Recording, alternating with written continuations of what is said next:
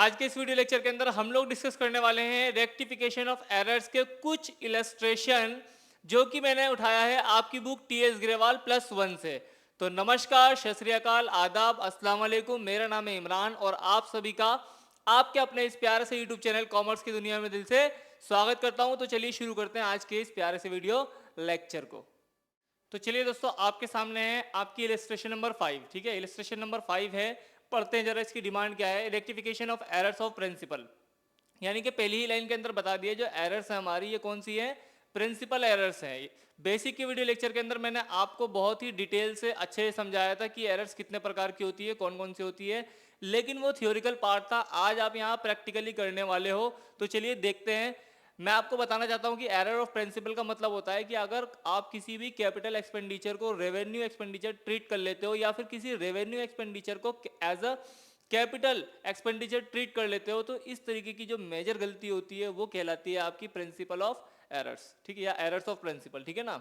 आगे लिखा हुआ है रेक्टिफाई द फॉलोइंग एरर्स, यानी कि नीचे जो है कुछ एरर्स दी गई हैं, इसे आपको क्या करना है? रेक्टिफाई करना है। पहली एंट्री पढ़ लेते हैं हम लोग। Wages paid for the construction of office, यानी कि आपने वेजेस पेड किया है ऑफिस के कंस्ट्रक्शन के लिए। ठीक है जी। आगे लिखा हुआ है डेबिटेड टू वेजेस अकाउंट ₹20,000, लेकिन आपने गलती क्या कर दी है? आपने इसको वेजेस अकाउंट के अंदर डेबिट कर दिया, वो भी कितने? 20,000 रुपए। तो अब इस तरह की गलती को कैसे ट्रीट किया जाएगा और इसमें गलती क्या है मैं आपको बताना चाहता हूं। देखिए, यहाँ पे आपका ऑफिस तैयार हो रहा है, कंस्ट्रक्शन ऑफ ऑफिस, यानी कि बिल्डिंग तैयार हो रही है।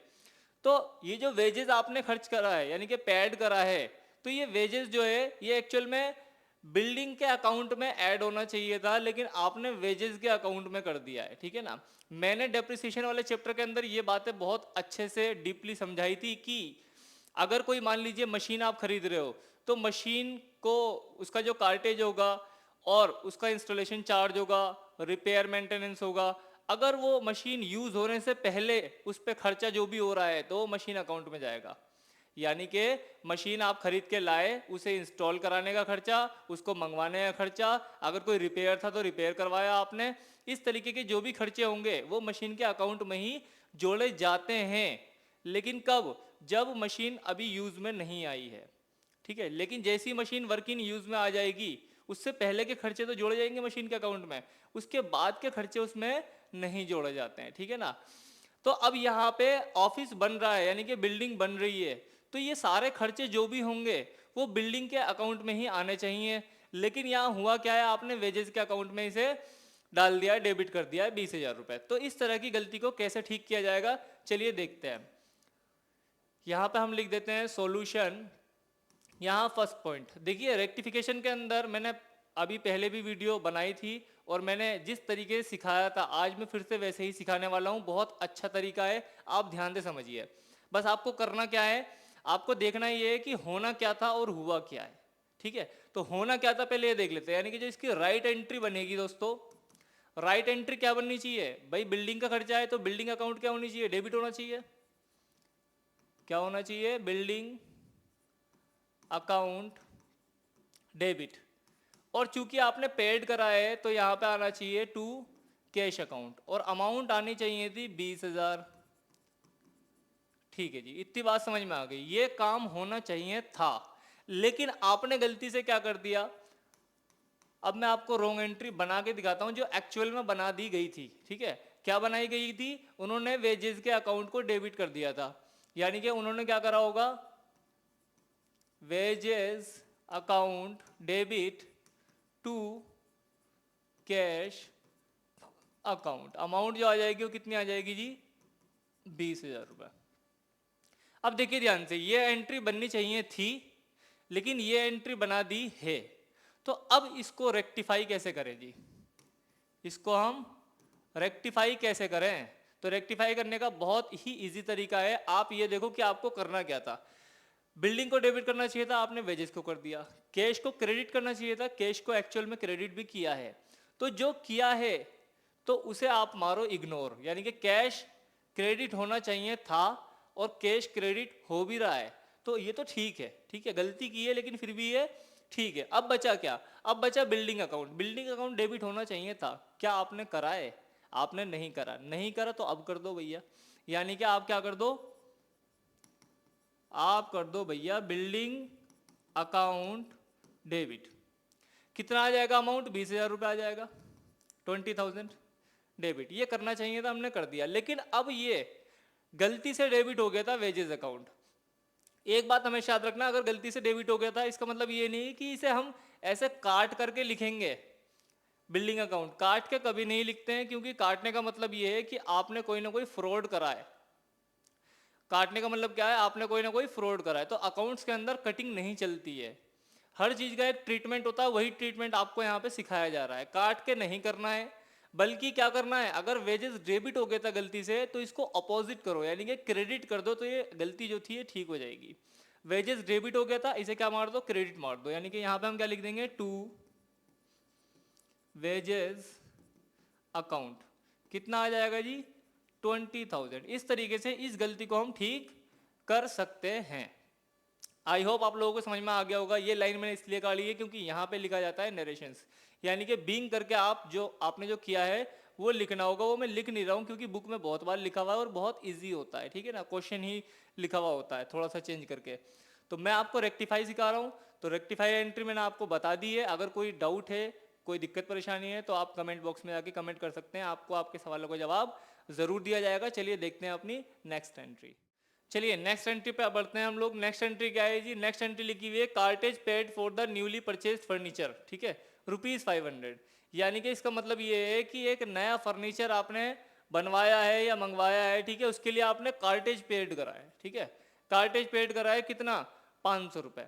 अब देखिए नया फर्नीचर है, 500 रुपये आपने कार्टेज के पेड करा है, तो इसका मतलब क्या है, ये फर्नीचर का ही एक एक्सपेंस है, फर्नीचर के अकाउंट में ही इसे ऐड करना है। लेकिन आगे क्या लिखा है, आगे लिखा है पोस्टेड टू कार्टेज अकाउंट, यानी कि यहाँ भी आपने वही गलती कर दी है कि भाई इसको आपने फर्नीचर की जगह कार्टेज में ट्रीट कर लिया है। तो अब देखिए इस तरह की गलती को कैसे ठीक किया जाएगा। आपको सही एंट्री क्या बनानी चाहिए थी, furniture account debit to cash account बनती है, अमाउंट जो है कितना 500 है। तो चलिए सेकेंड एंट्री की बात कर लेते हैं, ये सॉल्यूशन हो जाएगा आपका सेकेंड एंट्री का। जो राइट एंट्री होनी चाहिए थी, और राइट एंट्री की बात कर रहा हूँ, जो बननी चाहिए थी वो क्या बननी चाहिए थी भाई, आपकी जो एंट्री बनती वो बनती furniture account debit, furniture account debit. और चूंकि आपने कार्टेज पेड करा है तो कैश चला जाएगा टू कैश अकाउंट। कितना आ जाएगा अमाउंट, 500 और 500। ये एंट्री बननी चाहिए थी, लेकिन आपने गलती से क्या बना दी है, आपने रॉन्ग एंट्री बना दी है, आपने कार्टेज को डेबिट कर दिया कार्टेज के अकाउंट में। तो कार्टेज अकाउंट डेबिट कर दिया टू कैश अकाउंट। जो अमाउंट है, अमाउंट में कोई गलती नहीं करी है आपने, ठीक है, इस तरह की गलती आपने की है। ये बनना चाहिए था लेकिन बना ये है। तो अब इसको रेक्टिफाई कैसे करना है ये भी देख लीजिए। रेक्टिफाई करने का तरीका क्या है, आप ये देखो, फर्नीचर अकाउंट डेबिट होता, आपने कर दिया कार्टेज, ये तो करा नहीं आपने, तो फर्नीचर को तो करना पड़ेगा, सीधी सी बात है, फर्नीचर अकाउंट डेबिट करना पड़ेगा आपको, फर्नीचर अकाउंट डेबिट करना ही पड़ेगा, ठीक है। अब कैश अकाउंट क्रेडिट करना चाहिए था, कैश अकाउंट गलती से भी क्रेडिट हुआ है पहले वाली एंट्री की तरह, तो इसका इफेक्ट खत्म हो जाएगा, ये गलती से ठीक ही करा है आपने, ठीक है ना। तो अब बचता है हमारा कार्टेज। कार्टेज गलती से डेबिट हो गया था, तो इससे ठीक करने के लिए हम क्या कर देंगे, डेबिट का उल्टा क्या होता है, क्रेडिट होता है। तो कार्टेज को हम क्या कर देंगे, क्रेडिट कर देंगे दोस्तों। यहाँ पे हम लिख देंगे टू कार्टेज अकाउंट। जो अमाउंट आ जाएगी हमारी कितनी आ जाएगी, 500 आ जाएगी, ठीक है। तो इस तरीके से ये एंट्री भी आपकी क्या हो जाती है, रेक्टिफाई हो जाती है। अब देख लेते हैं अपनी नेक्स्ट एंट्री क्या है। तो चलिए दोस्तों अब देखते हैं अपनी थर्ड एंट्री क्या है। थर्ड एंट्री में लिखा है ₹5,000 paid for the installation of machinery, यानी कि यहाँ पे वही बात आ गई जो मैं अभी पिछली दो एंट्रीज में आपको समझा रहा था। भाई मशीनरी अगर आपने खरीदी है तो उसका इंस्टॉलेशन का जो चार्ज होगा वो मशीनरी के अकाउंट में ही आना चाहिए, ठीक है। तो यानी कि 5,000 रुपये अगर इंस्टॉलेशन का चार्ज दिया है तो आपकी एंट्री क्या होनी चाहिए पहले बता देता हूँ, चलो मैं। इसकी राइट एंट्री होनी चाहिए थी भाई मशीनरी अकाउंट डेबिट होता, पूरा नहीं लिखा है आप लिख लेना, ठीक है, machinery account debit to cash account. Amount जो था हमारा 5,000, ठीक है, 5000 डेबिट और क्रेडिट कर दिया आपने, यानी कि ये एंट्री बननी चाहिए थी, क्योंकि मशीनरी इंस्टॉल कर रहे हो तो मशीनरी का अकाउंट डेबिट होना चाहिए, खर्चा था तो मशीनरी को हमने डेबिट करना चाहिए था। लेकिन आपने कर क्या दिया, आपसे रॉन्ग एंट्री क्या बन गई, जरा इसे देख लेते हैं। रॉन्ग एंट्री के अंदर आगे लिखा हुआ है debited to wages account, debited to wages account, यानी कि आपने वेजेस अकाउंट को क्या कर दिया, डेबिट कर दिया। बताइए कितनी मेजर गलती है ये। तो इसका मतलब ये है कि आपने गलती से क्या किया होगा, आपने लिखा होगा wages account debit to cash account. Amount जो लिख दी होगी दोस्तों, आपने लिख दी होगी 5000 रुपये, 5000 रुपये। इस तरीके की गलती आपने की है। तो अब इसे रेक्टिफाई कैसे करेंगे, अब मैं थोड़ा फास्ट करूंगा ताकि वीडियो लेक्चर ज़्यादा लंबा ना हो और आपको अच्छे से समझ में आ भी जाए। चलिए, कैश क्रेडिट होना था, कैश क्रेडिट हो रहा है, इसकी कहानी खत्म। मशीनरी अकाउंट डेबिट होना चाहिए था, क्या आपने करा है, बिल्कुल नहीं करा, नहीं करा तो कर दो, यानी कि आप लिख दो मशीनरी अकाउंट डेबिट, और क्या लिख दो 2। अब देखिए यहाँ अमाउंट कितना है हमारा 5000 रुपीज़ का है, तो 5000 लिख दिया हमने। अब देखिए वेजेस अकाउंट गलती से डेबिट हो गया था, इसे क्या करेंगे, डेबिट का उल्टा क्या होता है, क्रेडिट, तो हम लिख देंगे टू वेजेस अकाउंट। कितना लिख देंगे जी, 5000 रुपीज़ लिख देंगे विद नरेशन। ठीक है, इस तरीके से ये एंट्री भी आपकी क्या हो जाती है, रेक्टिफाई हो जाती है। अब देखते हैं अपनी नेक्स्ट एंट्री।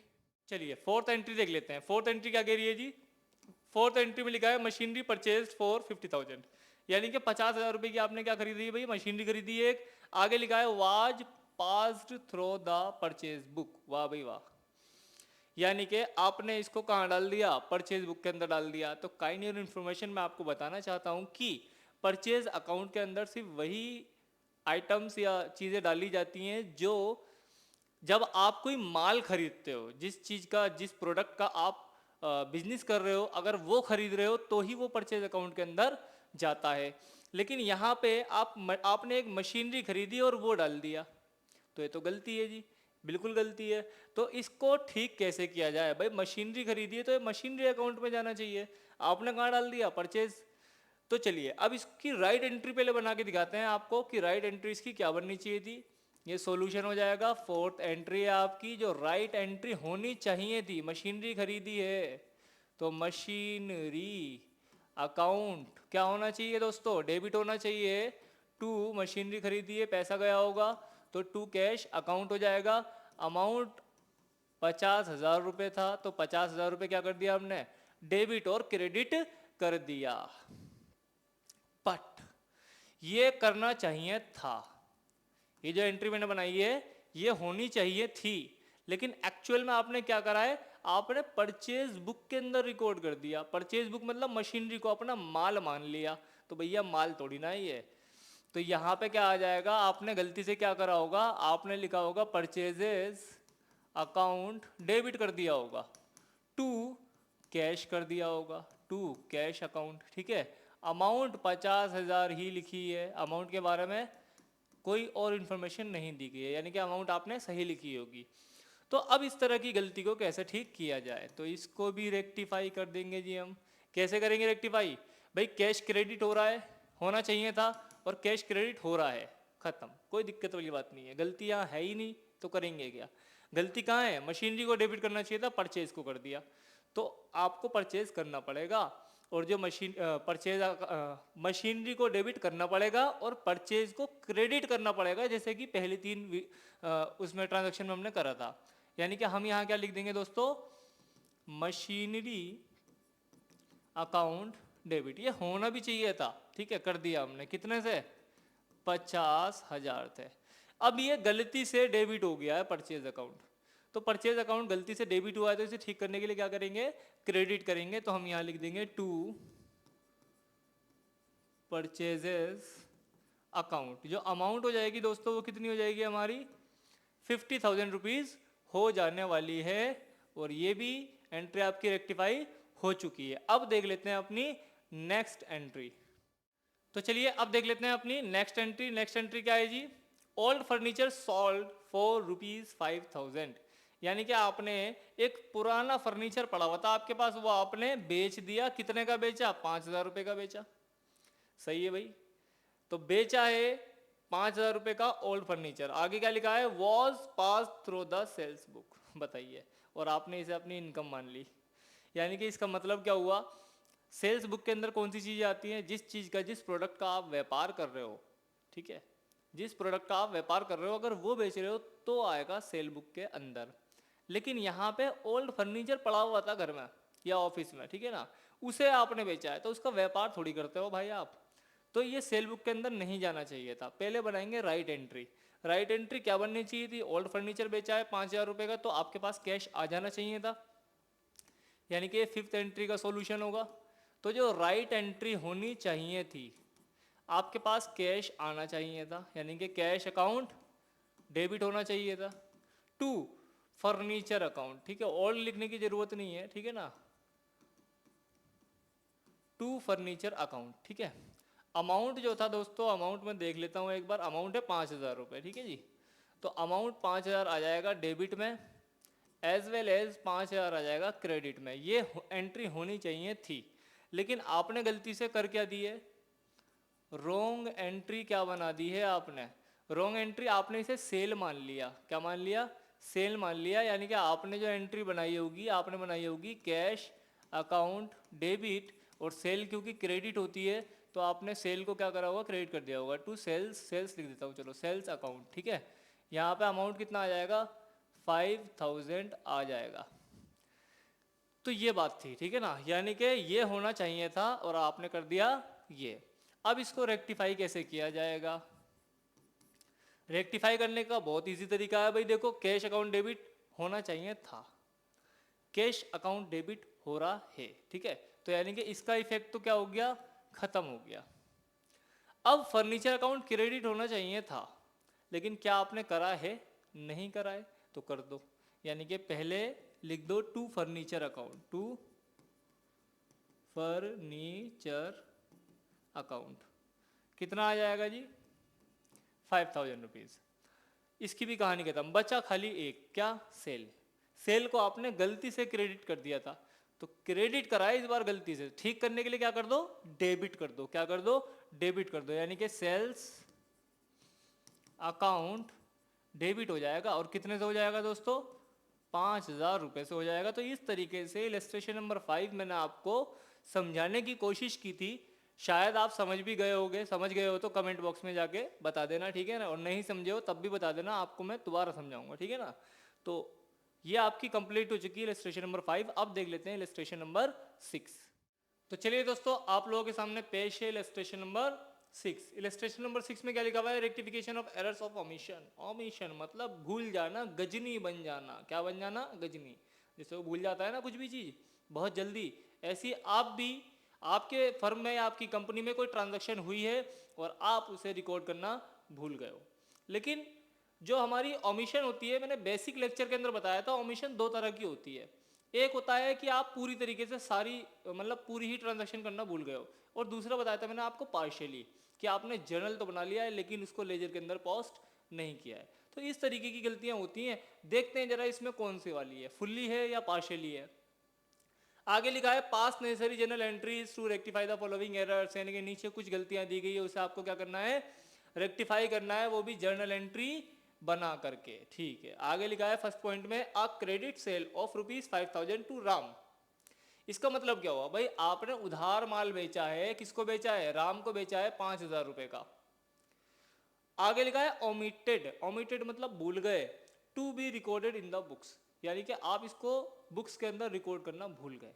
अब इस तरह की गलती को ठीक करने के लिए आपको ज़्यादा दिमाग लगाने की आवश्यकता नहीं है, आपको बस जर्नल एंट्री पास करना आना चाहिए और ये एकदम बढ़िया से आपसे रेक्टिफाई हो जाएगी। इसका मतलब ये है कि अगर आपने अभी तक उसे रिकॉर्ड नहीं किया है, आपने राम को माल बेचा है, कितने का बेचा है? 5,000 का बेचा है, तो आपको रिकॉर्ड करना चाहिए था। आपने रिकॉर्ड नहीं किया है, तो भैया अब रिकॉर्ड कर लो तो ये रेक्टिफाई हो जाएगी। यानी कि आप रिकॉर्ड क्या करेंगे? राम डेटर बन जाएगा आपका, राम अकाउंट डेबिट हो जाएगा, टू सेल अकाउंट हो जाएगा। सीधी सी सिंपल सी एंट्री है, ठीक है ना। तो चलिए मैं बना के दिखा देता हूँ आपको, ये सॉल्यूशन हो जाएगा। इसमें कोई राइट रॉन्ग नहीं लिखूंगा मैं, क्योंकि यहाँ पे आप भूले हो एंट्री करना, भूले हो, अब याद आ गया तो अब रिकॉर्ड कर लो। यानी कि इसकी जो एंट्री बन जाएगी, राम अकाउंट डेबिट हो जाएगा, ऐसा लगाकर मैं अकाउंट्स लिख सकता हूँ। राम्स अकाउंट क्या हो जाएगा, डेबिट हो जाएगा। और टू में क्या लिखूंगा भाई, माल गया है मेरे पास से, तो मैं लिख दूंगा टू सेल्स अकाउंट। जो अमाउंट थी 5000 रुपीज़ की थी, तो 5000 रुपीज़ में क्या कर दूंगा, इसे क्रेडिट कर दूंगा। ठीक है जी, 5000 रुपीज़ क्या हो जाएगा, क्रेडिट हो जाएगा विद नरेशन। इस तरीके से ये रेक्टिफाई हो गई। ज़्यादा टेंशन लेने की आवश्यकता इसमें है ही नहीं, ठीक है ना। आप भूल गए थे, आपने अब उसे रिकॉर्ड कर लिया, वो रेक्टिफाई हो गई। अगली एंट्री क्या है, गुड्स, जिसकी कॉस्ट है कितनी, देखो ध्यान से देखो इस क्वेश्चन को भाई, यहाँ कॉस्ट लिखी हुई है 2000 रुपीज़, आगे लिखा है सेल प्राइस 2400। ठीक है, ये 2000 है, ये 2400 है। बच्चे कहते हैं हम कौन सा लेंगे, तो पहले क्वेश्चन आगे पढ़ो, पता लग जाएगा कौन सा अमाउंट लेना है। ठीक है, तो जिसकी कीमत 2000 थी ओरिजिनल कॉस्ट, और उसे हम बेचते कितने में, 2400 में बेचते, वो सेलिंग प्राइस थी। तो goods taken by the proprietor, proprietor का मतलब होता है भैया ओनर, क्या होता है, ऑनर, ऑनर बोले तो मालिक। तो टेकन बाय द प्रोप्राइटर यानी कि ऑनर के द्वारा लिया गया है। वर नॉट रिकॉर्डेड एनीवेयर, और आपने इसकी एंट्री कहीं भी नहीं दिखाई। देखिए अगर आपने बेसिक चीजें पढ़ी होंगी तो आपको पता होगा यह बात कि जब भी कोई ऑनर या प्रोप्राइटर भी बोल सकते हैं अपने पर्सनल यूज के लिए फर्म से कैश, गुड्स या कोई भी चीज निकालता है, तो उसका नाम होता है ड्रॉइंग। क्या होता है, ड्रॉइंग, कि उसने ड्रॉइंग विड्रॉ की है। तो अब यहाँ पर इस केस के अंदर यही सीन है कि भाई मालिक ने जिस गुड्स की कीमत थी 2000, जो हम बेचते 2400 में, ठीक है, वो निकाला है, और इस बात को हमने रिकॉर्ड नहीं करा है। तो रिकॉर्ड नहीं करा है तो अब रिकॉर्ड कर लो, ये ठीक हो जाएगी। यानी कि इसकी जनरल एंट्री जो पास होगी वो कैसे होगी दोस्तों, इसकी जनरल एंट्री पास होगी, ये फर्स्ट हो गया आपका। सेकंड में हम लिख देंगे ड्राइंग अकाउंट डेबिट। यहाँ ड्राइंग वर्ड का यूज किया जाएगा क्योंकि उसने पर्सनल यूज के लिए निकाला है, ठीक है। तो ड्राइंग अकाउंट क्या हो जाएगा, डेबिट हो जाएगा टू। अब यहाँ पे कुछ लोग कैश लिख देते हैं, कैश मत लिखना। यहाँ पे कभी भी याद रखो, अगर प्रोप्राइटर निकाल रहा है, ऑनर निकाल रहा है, तो परचेज यानी कि परचेज कम होगा, क्योंकि आप माल खरीद के लाए थे, वो परचेजिंग जो गुड्स है वो कम हुआ है, इसलिए यहाँ पे जो हम करेंगे, क्या करेंगे, to purchase, to purchase account. Amount जो थी हमारी वो कितनी थी, एक 2000 थी, एक 2400 थी। अमाउंट कौन सी लेंगे, अमाउंट यहाँ पे लेंगे हम 2000, ना कि 2400। अब सवाल उठता है क्यों, ये भी बता दो, तो मैं बताता हूँ।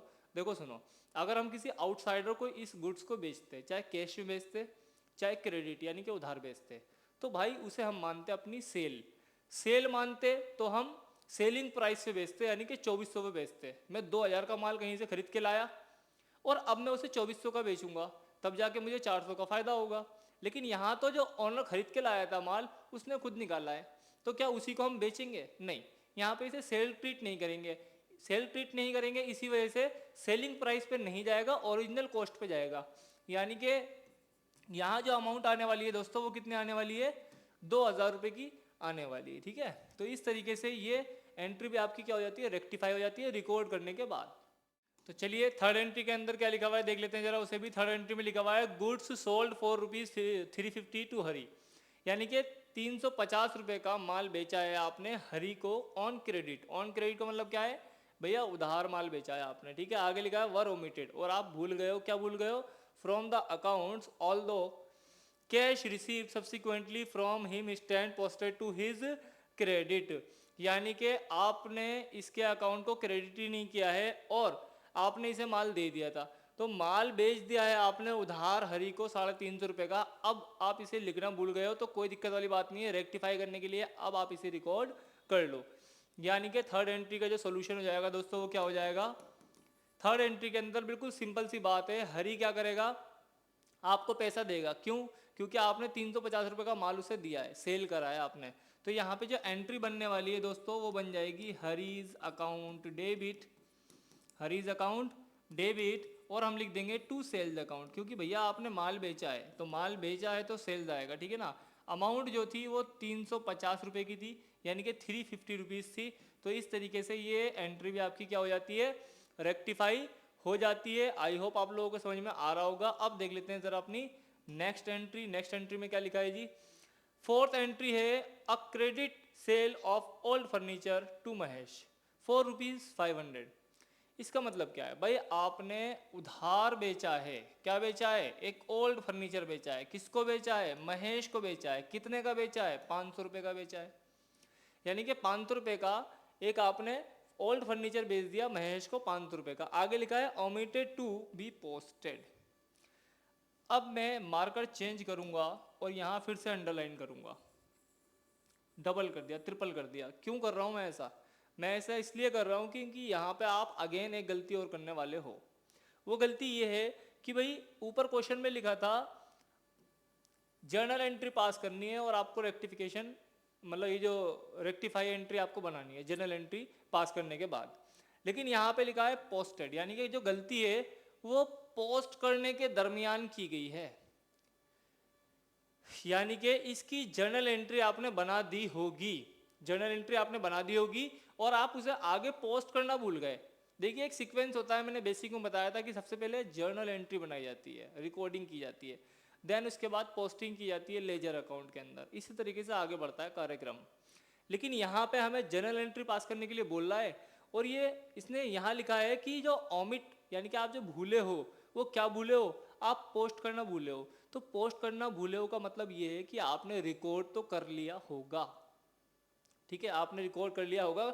रिकॉर्डिंग में कोई गलती नहीं है, ना ही आप भूले थे, आपने रिकॉर्ड कर लिया होगा।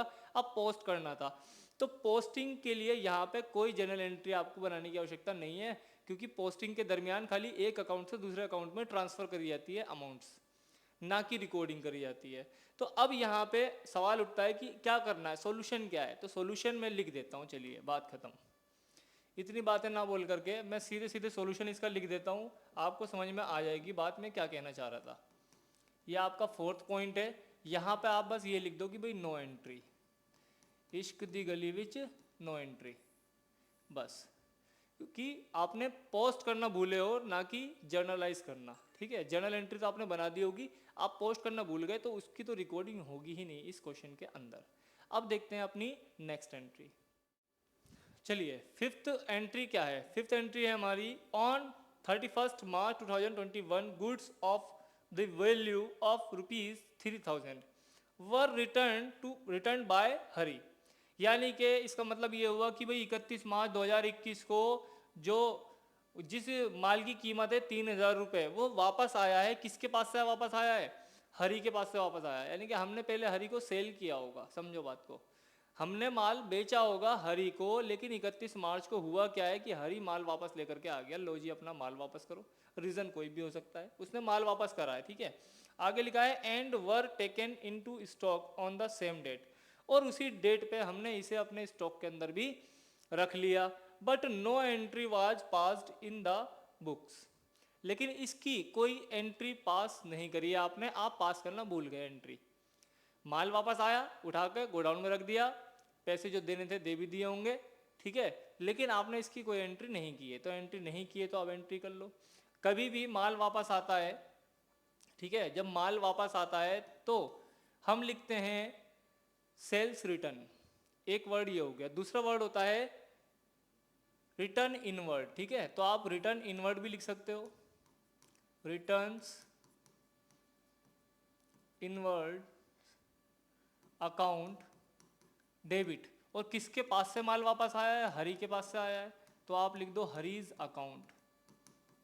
अमाउंट जो थी वो 3000 थी, तो 3000 रुपये डेबिट और क्रेडिट कर देंगे और यहाँ पे नरेशन लिख देंगे। तो इस तरीके से ये एंट्री भी आपकी क्या हो जाती है, रेक्टिफाई हो जाती है कि भाई माल वापस आया तो उसकी एंट्री क्या होगी। तो आप सेल्स रिटर्न भी लिख सकते हो डेबिट में, और आप रिटर्न इनवर्ड भी लिख सकते हो। मैं यहाँ लिख देता हूँ, यहाँ पे आप क्या लिख सकते हो, सेल्स रिटर्न अकाउंट डेबिट भी लिख सकते थे आप, ठीक है ना। तो इस तरीके से इलस्ट्रेशन नंबर 5 और 6 मैंने आपको समझाने की कोशिश की है। अगर आपको समझ में आ गया है तो आपको पता है आपको क्या करना है, मैं नहीं बोलूँगा, ठीक है ना। लेकिन आगे की और इंटरेस्टिंग वीडियोस और क्वेश्चंस के लिए जुड़े रहिए अपने इस प्यारे से यूट्यूब चैनल के साथ। तब तक के लिए thank you so much, have a good day.